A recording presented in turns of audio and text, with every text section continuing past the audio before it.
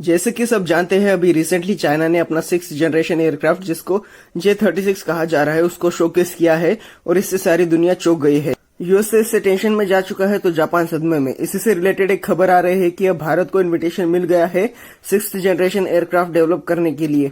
अब क्या खबर है डिटेल में समझते हैं। हाल ही में इटली और यूके ने भी अपना 6th जनरेशन एयरक्राफ्ट का काम शुरू कर दिया है। उसी वजह से इनको और पार्टनर्स चाहिए। ये एक मिक्स्ड प्लान है जिसके तहत यूके और इटली एक 6th जनरेशन एयरक्राफ्ट बनाएंगे और इससे दोनों देशों का फायदा होगा। इसी प्लान का हिस्सा बनाने के लिए खास करके इटली हमें इनवाइट कर रहा है। इस प्लान में इटली और यूके भारत को टेक्नोलॉजी ट्रांसफर के लिए मान गए हैं। मतलब ये जब भी डेवलप होगा इस पे तब भारत का फुल कंट्रोल रहेगा पार्टनरशिप में।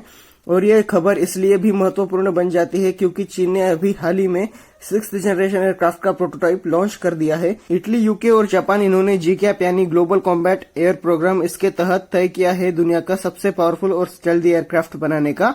इसमें उनको भारत का भी साथ चाहिए। GCAP की शुरुआत 2022 में यूके की कंपनी BAE सिस्टम और इटली की कंपनी लियोनार्डो ने मिलकर किया और बाद में इसमें जापान की कंपनी मित्सुबिशी भी शामिल हो गई। 2022 से अब तक सिर्फ इटली, यूके और जापान ये 3 ही देश GCAP का हिस्सा है। तीनों देशों की ये तीनों कंपनियां बहुत बड़ी कंपनियां है और इनका मानना है कि साथ में मिलकर ये दुनिया का सबसे ताकतवर 6th जनरेशन एयरक्राफ्ट बनाएंगे और तीनों देशों के पास इसकी फुल टेक्नोलॉजी और एक्सेस रहेगा और सारी इन्वेस्टमेंट ये आपस में बांट लेंगे।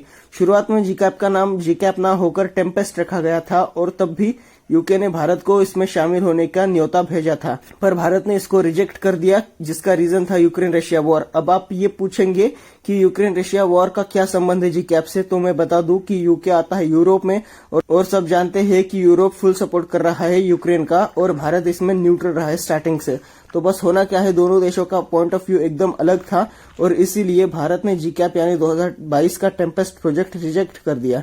अब आप कहेंगे कि मान लिया इटली, यूके और जापान दूसरे देशों को इन्वाइट कर रहे हैं GCAP के लिए, पर ऐसा क्यों?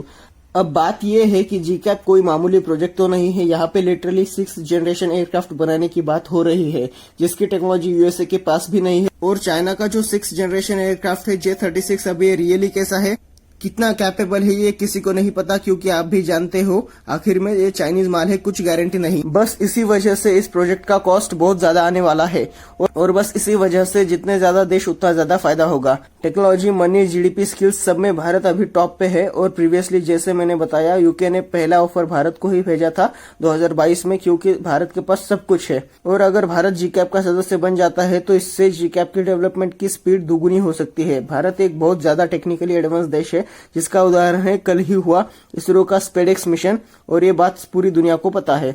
अब इसी वजह से जापान, इटली और यूके चाहते हैं कि भारत भी GCAP ज्वाइन कर ले। अब इससे भारत का क्या फायदा होगा, चलिए समझते हैं। देखिए, भारत अपने खुद के 5th जनरेशन एयरक्राफ्ट AMCA पे जोरों से काम कर रहा है और अगर हम GCAP ज्वाइन करते हैं तो AMCA की डेवलपमेंट स्पीड बहुत तेज होगी और एडिशनल टेक्नोलॉजी हम उसमें डाल सकते हैं क्योंकि यूके ने पहले ही टेक्नोलॉजी ट्रांसफर की बात मंजूर कर दी है और उसके साथ ही भारत के पास इसका एक्सपोर्ट लाइसेंस भी होगा। अगर भारत GCAP ज्वाइन करेगा तो ये एक विन विन सिचुएशन होगी हमारे लिए। मेरा पर्सनल ओपिनियन है कि हमें जरूर से GCAP ज्वाइन करना चाहिए। आपका क्या ख्याल है, लिखिए कमेंट में और ऐसे ही जानकारी के लिए लाइक, सब्सक्राइब और शेयर जरूर कीजिए। धन्यवाद। जय हिंद, जय भारत।